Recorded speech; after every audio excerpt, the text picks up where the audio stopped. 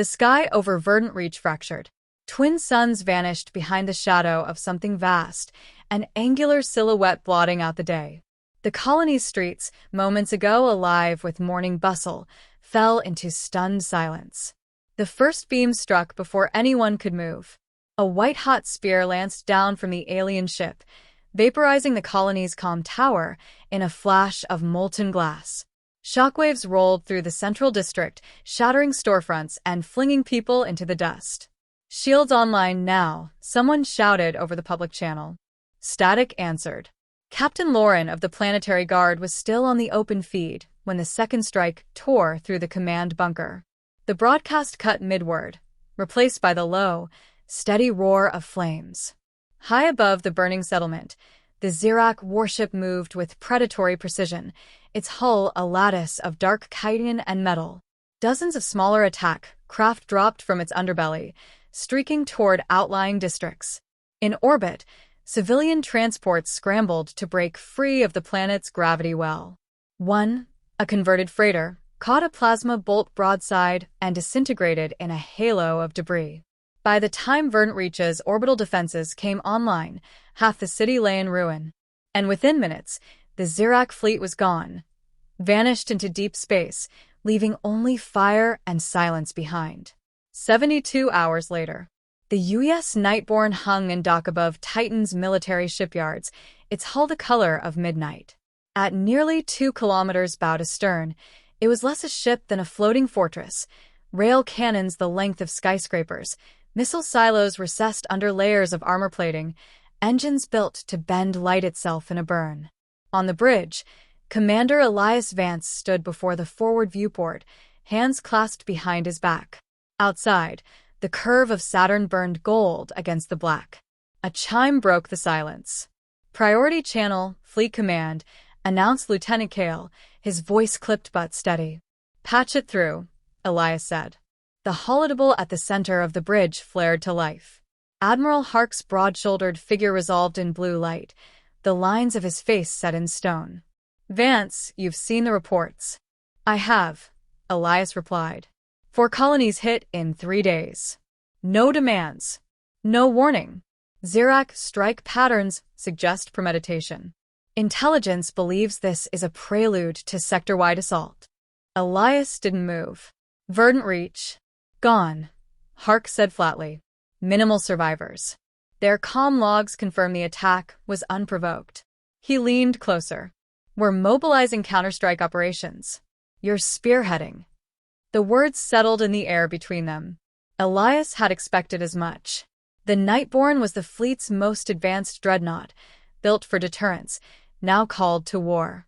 Objective: penetrate the Oran vortex. Identify and destroy Zirak's staging assets. If possible, capture enemy command nodes for analysis. Kale shifted uneasily at his console. "That's deep in contested space, Admiral." "I'm aware, Lieutenant," Hark said, not looking away from Elias. "This mission will test you, Vance. You'll have limited support once inside the vortex." "When do we launch?" Elias asked. 24 hours. Prep your crew. We need a win fast." The feed cut, leaving the bridge in a muted hum of standby systems. Kale exhaled slowly. "We're walking into the teeth of the swarm." "That's where we belong," Elias said, turning toward the operations pit. "Helm, begin departure procedures. Engineering, confirm all main batteries are online and loaded. Tactical, I want full sweeps of the vortex's most recent NAV hazards." A chorus of acknowledgments filled the bridge. Crew moved with purpose, no wasted motion. This wasn't the first time the Nightborn had been sent into hostile territory, but the tension was sharper now. Everyone had seen the Verdant Reach footage. Down in the gunnery deck, Sergeant Arya Holt checked the seals on a railgun's breech chamber, hands moving with the precision of someone who knew every bolt and conduit by feel. "If the bastards want to fight," she muttered to her team, "we'll give them one they won't forget." In engineering, Chief Rivas oversaw the final phase of power core calibration. Plasma conduits pulsed with light, the ship's heartbeats growing faster, hungrier. Elias made a slow circuit of the bridge, checking in with each station. It wasn't micromanagement. He wanted them to see his presence, steady and unshaken. "We move together," he reminded them. "No improvisation unless it saves lives. We're not here to make noise. We're here to end theirs." Hours later, the Nightborn slid free of Titan's mooring clamps. Dockside gantries retracted, leaving the ship suspended in the void. Navigation thrusters fired in precise bursts, angling her toward the outer system. On the command dais, Kale studied the flight plan. "Once we clear the Sol perimeter, we jump direct to the vortex gate. After that, we're on our own," Elias finished. Beyond the viewport, the stars stretched unbroken. Somewhere in that black lay the Zirak fleet, their motives unknown, their next target unspoken. Elias didn't waste time on speculation. Motives didn't matter when the enemy's first act was slaughter. "Engage main engines," he ordered. The Nightborn surged forward, her drives flaring white against the dark. In the quiet that followed, Elias allowed himself one brief moment of stillness. He thought of the survivors' accounts, families cut down in the streets, rescue ships destroyed before they could break orbit. The Zirak weren't sending messages. They were erasing them. Kale glanced up from his console. "Sir, do you think they're afraid of us?" Elias considered it. "If they weren't before, they will be." The hum of the ship deepened as acceleration built. The Oran vortex awaited, a narrow corridor of hyperspace ringed with old battle wrecks and gravitational anomalies. Dangerous, unpredictable, and now, the shortest road to war. By the time the Nightborn cleared the asteroid belt beyond Neptune, her weapons were primed, shields layered to full strength, and every crew member at combat readiness. On the bridge, Elias stood once more before the viewport. Saturn's golden curve was long gone. Ahead was only the black and the unblinking promise of retribution. "Helm," he said, "set course for the vortex gate. Full burn." The stars began to smear into streaks of light. Somewhere in the distance, a low vibration rolled through the deck plates, the sound of a warship eager to meet its enemy. No speeches. No declarations. Just the Nightborn accelerating into the dark, and the knowledge that the war had already begun. The Oran vortex loomed ahead like the eye of some ancient predator. From the Nightborn's bridge, it appeared as a swirling sphere of fractured light, suspended in the void. Space around it shimmered, bent by immense gravitational currents. Shattered hulks of old warships drifted at its perimeter. Terran, Zirak, and others long extinct. Elias stood at the command dais, gaze fixed on the twisting gateway. "Helm, hold approach at 2,000 clicks. Kale, bring up hazard mapping." Kale's fingers moved over the console. The display filled with red and amber markers, unstable eddies, debris fields, microsingularities. "Vortex is angrier than last time we charted it. We'll have to weave through at 40% thrust. That'll make us an easy track for anyone waiting on the other side," Elias said. "Better easy to track than torn in half," Kale replied. Elias gave a short nod. "All stations, combat alert 1. Weapons live, shields up." The klaxon sounded, low and steady.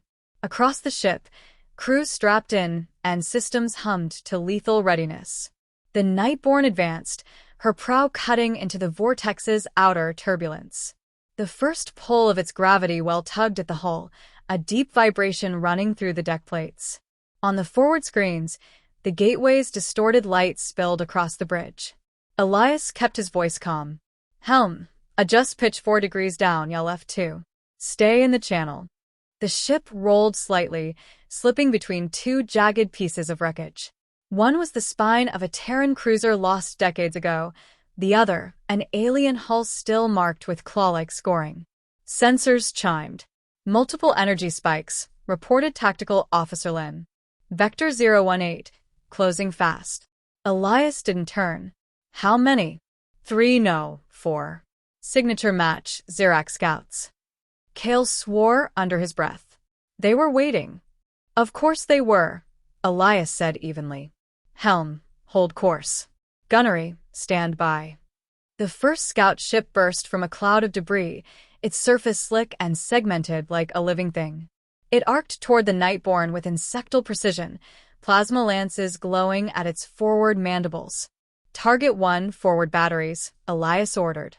The railguns thundered.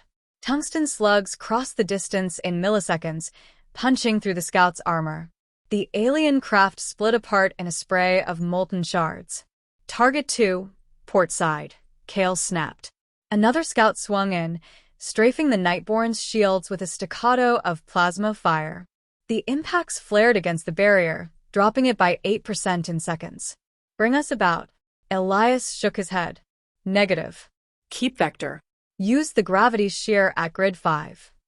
Helm acknowledged, angling the Nightborn toward a swirling distortion ahead. The vortex current caught them, pulling the massive ship into a slingshot arc. The sudden acceleration threw the remaining scouts off their approach paths. One overcompensated. Its trajectory carried it straight into the Nightborn's forward guns.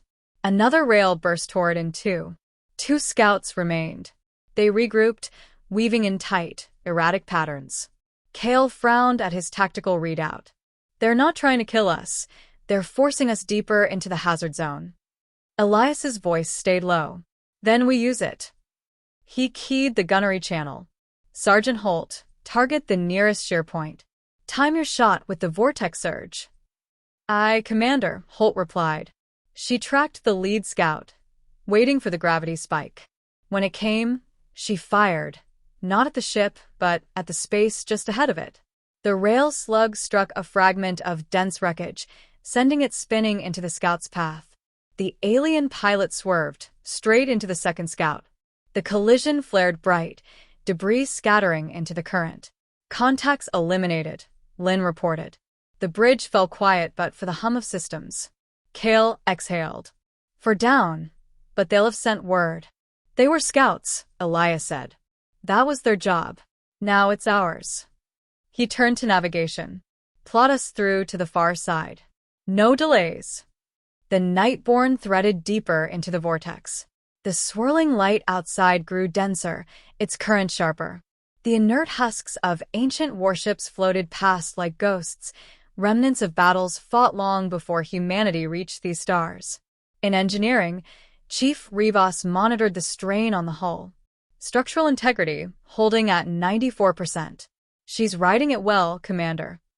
"Keep her that way," Elias answered. Hours passed in measured tension. Small adjustments kept the Nightborn inside safe corridors, though safe was a relative term. The gravitational shears whispered against the hull like distant thunder. At last, Kale announced, "Exit gate in visual range." The distortion ahead narrowed to a needlepoint, the stable corridor leading out into open space. Beyond it, unknown territory. Elias scanned the displays. No immediate contacts. That didn't mean they weren't there. "Prepare to jump." Helm confirmed, hands steady over the controls. "On your mark." Mark. The Nightborn surged forward, engines flaring. The gateway's light swallowed the bridge, every surface awash in shifting color. Gravity inverted for a heartbeat, then released. They emerged into darkness. Not the calm emptiness of deep space, but a shadowed expanse lit only by distant stars and the dim glow of alien constructs scattered across the void. Towering spires of biomechanical design rose from asteroid surfaces, linked by strands of living material that pulsed faintly, as if breathing. Kale's voice was low. "We're in their yard." "Quiet running," Elias ordered. "Power down non-essential systems. Keep shields low but primed." "Lynn, launch recon drones, passive scans only." Drones slipped into the black, their hulls absorbing what little light there was. Telemetry trickled back, readings of enormous energy signatures, fleet assembly points, and a central hub pulsing with activity. Elias studied the data. "That's no forward base. That's a production yard. They're building for war." "And not just ships," Kale said, highlighting several organic-looking pods tethered to the structures. "Those are alive." Elias's jaw tightened. "Signal Fleet Command. Secure channel, tight beam. Mark this location as Priority 1. "Transmission away," Kale said. The commander leaned over the holotable, eyes fixed on the slowly rotating schematic of the alien yard. Every instinct told him this was only the surface. Somewhere here was the mind directing it all, the one responsible for Verdant Reach and every burning colony after it. "We're not done," he murmured. Kale looked at him. "Then where to next?" Elias straightened. "We go deeper. Find their teeth. Break them." The Nightborn turned toward the shadowed heart of Xerac space, her engines whispering in the dark. The alien yard loomed like a living city in the void. Through the Nightborn's forward screens, the biomechanical spires seemed to flex, their surface patterns shifting in slow pulses of light. The recon drones fed a steady stream of images, rows of organic pods being ferried by segmented haulers, ship hulls half-formed, nerve-like cables binding them to the skeletal docks. Elias leaned over the holodeble, studying the returns. Every one of those pods is a war asset. Living components, maybe even pilots. Kale's expression was grim. "We're deep in their lungs, Commander. They can't breathe without this place." "Which means they'll fight to keep it," Elias said. "And they'll know we're here before long." The first sign came as a faint tremor in the ship's gravimetric sensors. Tactical Officer Lin's voice sharpened. "Energy buildup, Sector 7, closing fast. Multiple contacts. Big ones." "How many?" Elias asked. 8 capital signatures, at least double that in escorts. "Range, 100,000 clicks." Kale didn't look up from his console. "That's a fleet on intercept." Elias's voice cut clean through the bridge air. "Helm, plot an evasive arc around the spire cluster. Kale, get firing solutions. We're not here to win a fleet engagement, just to survive and get this intel home." The Nightborn eased away from her position, drifting on low power to avoid a direct sensor lock. It worked, for 20 seconds. "Contact. Enemy fighters breaking formation. Vectoring on us," Lin reported. Kale's jaw tightened. So much for subtle. "Bring weapons online," Elias ordered. "Helm, full burn." The sudden flare of the main drives broke the silence of the dark run. The Nightborn surged forward, shields shimmering to life. Enemy fighters swarmed in, small and fast, their movements insectal. The first volley of plasma struck hard, draining shields by 6% in one pass. "Return fire," Elias commanded. Twin rail batteries opened up, tracking through micro-adjustments as they punched through the first wave. 2 fighters disintegrated instantly, another spun off trailing atmosphere and molten fragments. Kale's eyes stayed locked on his display. "Capital ships are accelerating. Intercept in 3 minutes." "That's our window," Elias said. "Find me a gap." The alien yard's vast structures weren't just for production. They doubled as cover. "Sector 9, Kale said quickly. "Dense debris field from a collapsed dock. If we thread it right, their big guns won't get a clean shot." Helm swung the Nightborn toward the shattered mass. Wreckage drifted in slow orbits, splintered metal, calcified organic plating, the skeletal frame of something far larger than any human ship. Fighters followed, darting between the fragments. "Flak batteries, short bursts only," Elias ordered. "Don't shred our own cover." The defensive guns spat fire, each burst a precise scatter of tungsten shards. 3 more fighters vanished in clouds of debris. Then the deck shook. "Hit on aft quarter," Lin reported. "Shields holding 82%. That came from outside the debris field." Kale glanced up. "They've got long-range guns on the far spire. Fixed emplacements." Elias's voice was calm, clipped. "Target them. Holt, 2 shots, no misses." The gunnery sergeant's reply was steady. "Locked." 2 rail slugs crossed the void, each hitting dead center. The first emplacement exploded outward in a bright flare. The second went silent in a puff of vented gases. "Capital's closing, 70,000 clicks," Lin warned. "They're hurting us," Kale muttered. Elias made the call instantly. "Then we cut through. Helm, vector straight for the production hub." There was a beat of silence on the bridge before Kale understood. "You're going to make them defend their prize." "It'll split their formation," Elias said. "And give us an opening."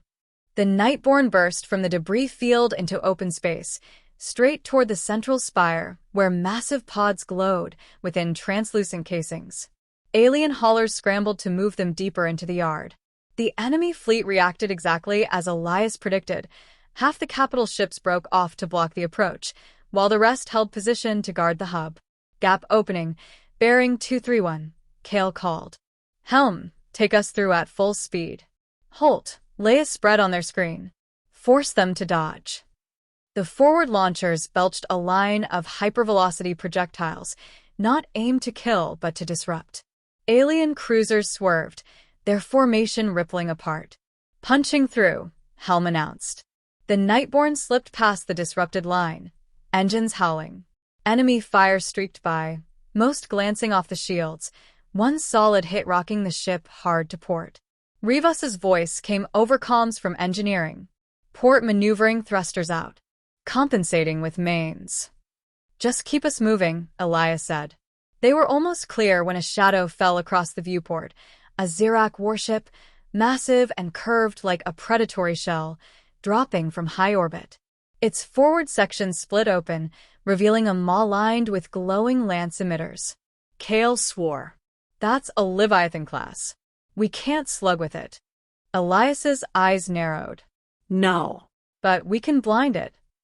Holt, target its emitter cluster. Full salvo. The guns roared. 3 slugs hit true, shattering one lance and venting molten material into space. The Leviathan reeled, its shot scattering wide, a deadly beam slicing harmlessly past the Nightborn. Path is open, Kale shouted. Helm, jump prep, now. Coordinates fed into the drive, the vortex coils spooling with a low hum. Enemy signatures crowded the scope, closing fast. Lynn's voice cut in. Multiple fighters breaking past our tail screen. 30 seconds to impact. Holt, cover our 6. The rear batteries lit up, slamming tungsten through the swarm. The deck shuddered under repeated hits, shields dropping to 50%. Jump drive charge. Execute. Elias barked. Space folded in on itself, the alien fleet vanishing in a whirl of distorted light. The Nightborn tore free into the cold quiet of deep space.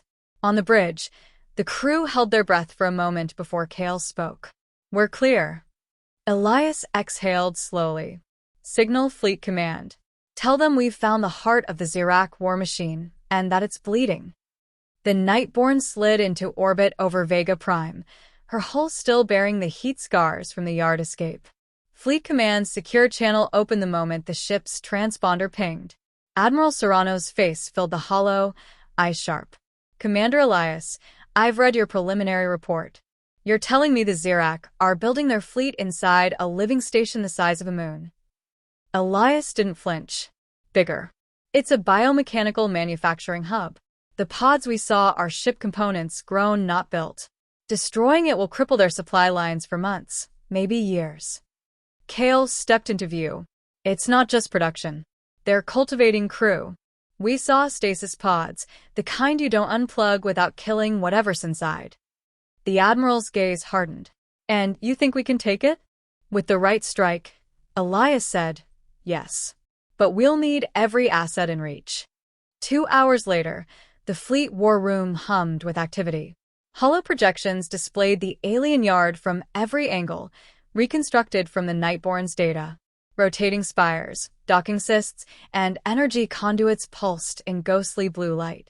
Strategists, engineers, and combat officers stood in a tight semicircle. Serrano addressed them. We have one chance to punch the Zirak where it hurts. This yard is deep in contested space, inside their defensive perimeter. If they finish the current production cycle, we'll be outnumbered by the end of the quarter. Kale flicked his wrist, and the projection magnified the central spire. This is the core. Destroy it, and the station collapses. But it's shielded by 4 capital-class platforms. And those platforms, Elias added, are anchored into the yard's own structural arms. We can't just bomb them. We'll need precision fire to sever them before they can counterattack. Tactical Officer Lynn's voice cut in. We'll also have to deal with the Leviathan class you tangled with. Long-range scans suggest it's stationed near the hub now. They won't underestimate us twice. Elias turned to the engineering team. What about our stealth package? Chief Engineer Rivas replied, we can push the Nightborn's heat signature down to 30%, maybe less with external coolant bleed. But the Yard's bioscanners detect more than EM. They sense movement. Once we're inside, we'll be visible. So we hit fast, Kale said. And leave faster. The plan took shape piece by piece. 2 destroyer squadrons would flank the Yard, drawing off escort fleets. Heavy cruisers would sit at jump range, ready to intercept any reinforcement wave. The Nightborn would lead a penetration team of 3 corvettes, slicing straight for the Spire's shield generators. Once those dropped, a volley from the main fleet would punch through and ignite the core's fusion seed. A silence fell as Serrano studied the display. Casualty estimates? Kale's jaw tightened. High. The Zirac won't give up their heart without tearing the walls down on us. Serrano nodded slowly. Then we make it worth the cost. We launch in 72 hours. Back aboard the Nightborn, preparations ran non-stop. Hangar crews swapped out damaged armor plating. Railgun barrels were relined, torpedo bays refilled. Kale personally oversaw the installation of a new targeting array, tight beam, laser-guided, designed for punching through shield nodes with surgical accuracy. In the mess, conversations were hushed but charged. The crew knew where they were headed. Some had fought at Carto's Rift or the Sky Barricade, but none had taken the fight this far into enemy territory. On the second night, Elias stood alone in the observation deck, staring at the glittering scatter of stars. Kale entered quietly. You're thinking about the odds, Kale said. Elias didn't look away from the glass. I'm thinking about what happens if we fail.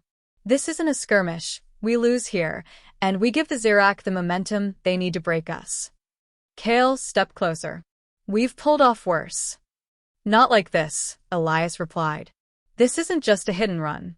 We'll be threading the needle inside their lungs, then detonating the heart while they're still breathing down our necks. Kale's mouth curved into a tight grin. Then we make it quick. And we make it count. The next day, the strike force assembled in the dark shadow of Vega Prime's outer ring. 23 ships, from the compact dagger-shaped corvettes to the heavy-bellied cruisers bristling with missile tubes. Each ship took final comm checks, their status icons blinking green on the tactical grid. Serrano's voice came across the shared channel, steady and clear. This is the United Earth Fleet's most dangerous mission to date. You've all read the projections. You know what's at stake. Do your job, trust your wing, and come home alive. Elias keyed into the fleet frequency. All ships, this is Nightborn. We lead in. Keep your jumps tight. No comm chatter once we're across the line. See you on the other side. The jump to the Zirac sector was violent, space folding hard enough to make the hull creak.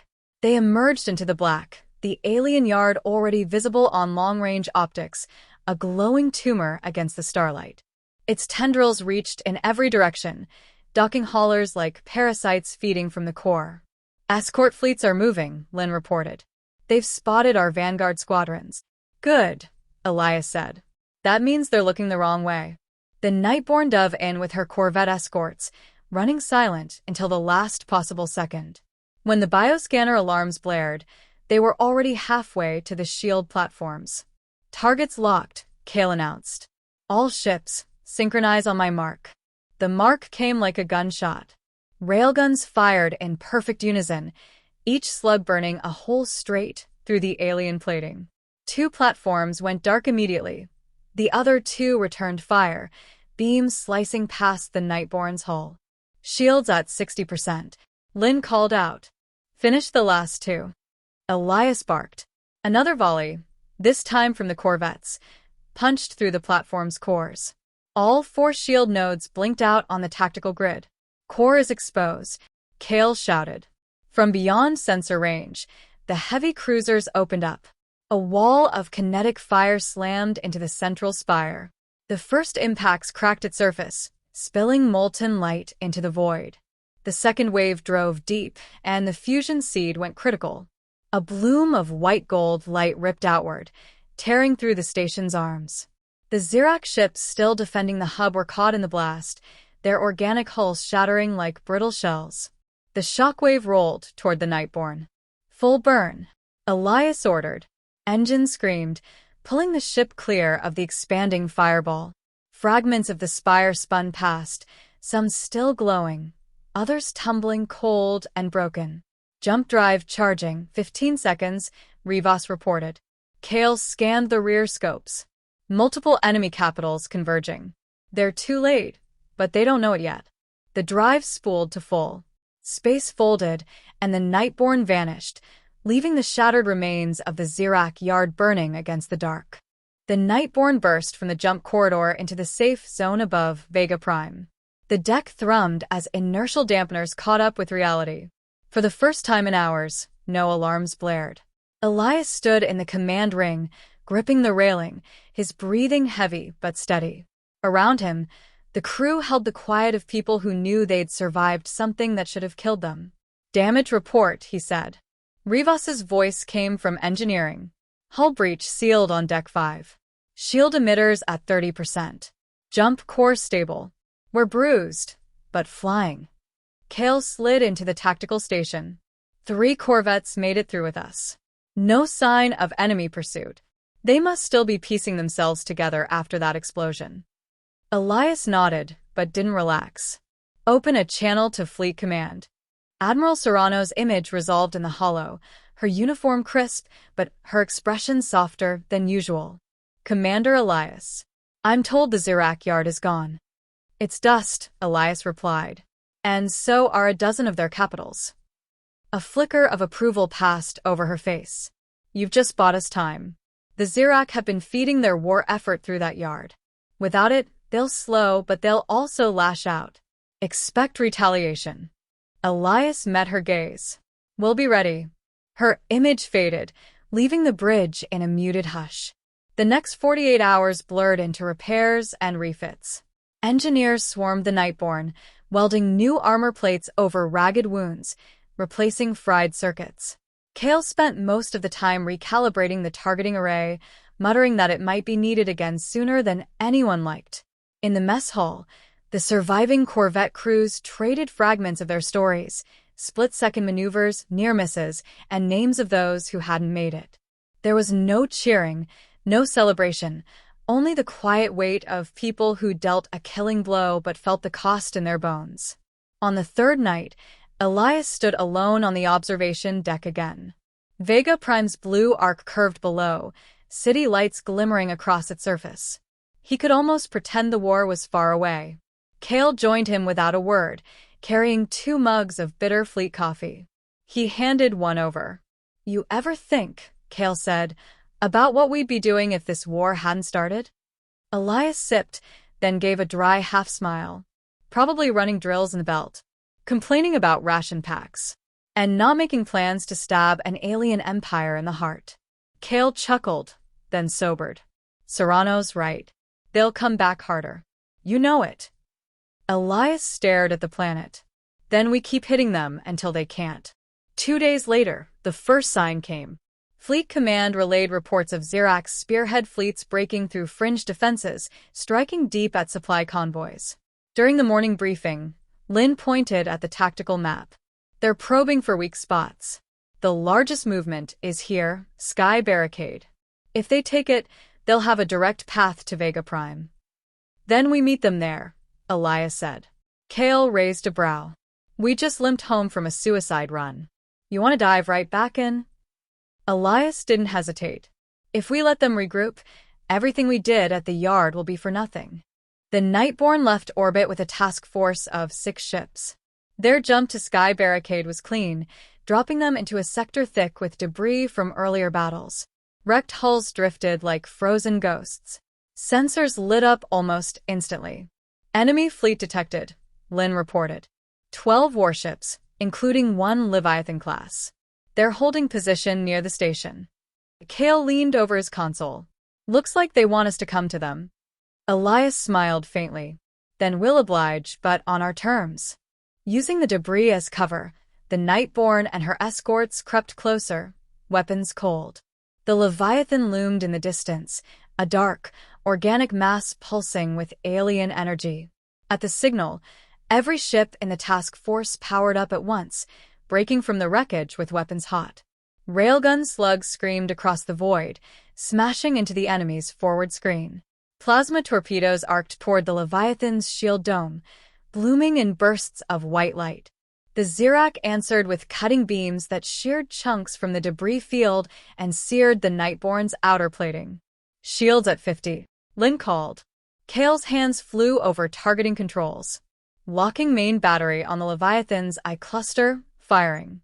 The shot punched through the shield dome and gouged deep into the alien's armored flesh. The Leviathan shuddered, its body rippling in a way that looked disturbingly alive. The battle spiraled into chaos.